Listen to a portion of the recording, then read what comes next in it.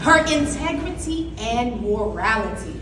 She has seen the temptations of shortcuts, the lure of easy roads, yet she remains steadfast. In the face of financial struggle, when the bills stack higher than hope, she has purpose. I am thankful for my faith journey that started at one of the darkest moments of my life. Being surrounded by confident, bold, courageous, valiant, and audacious women, self-assured and poised women, kept me going, made me aspire to be better, and pushed me into the woman I am now. Though I have not arrived at full realized ambition, or has my vision of life actualized, I have learned to put my faith over fear and focus on my why. And with each step moving forward, away from fear, into my purpose. Good evening, everyone. Today I am here to address finer womanhood. I can simply define finer womanhood with the customary or standard explanation and say it emphasizes high morals, strong character, integrity, and service to others. I could discuss its strong association with our beloved, also sweet sorority, Zeta Phi Beta Sorority Incorporated, where we express finerhood through service, leadership, and letting our personal growth shine. I could lead on Proverbs 31, the virtuous, strong, and wise woman. See, she embodies qualities of faith, strength, diligence, wisdom, and generosity. Many women strive to live by these principles as a guide for godly womanhood. But I would like to lean on the everyday finer woman, a testament of grace, strength, and service, even through her own life consequences. Today, I stand before you to honor a woman not often celebrated on grand stages, not often written about in history books, yet she is the foundation of homes, the backbones of communities, and the quiet storm behind every success.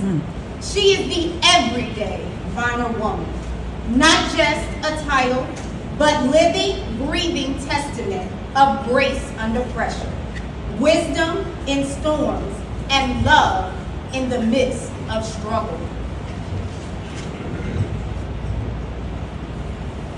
Her grace and her elegance. She walks through the world with her head held high, not because life is kind, but because she has learned that dignity is not given. It is upheld.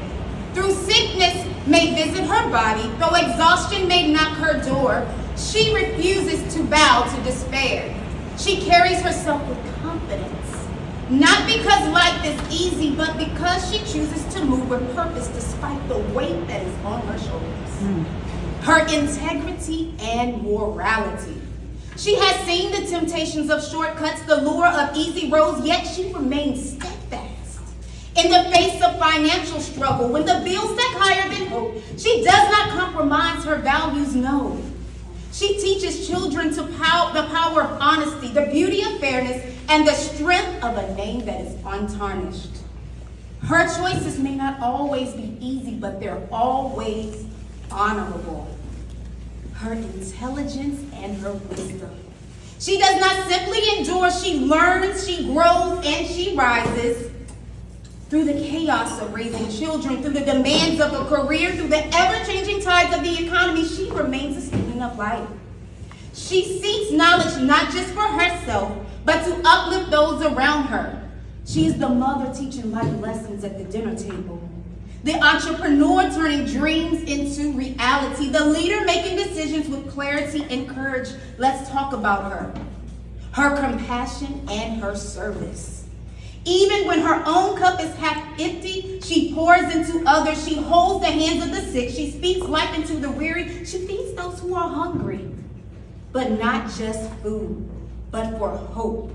She understands that strength is not measured by what we endure, but how we uplift others, even when we ourselves are tired.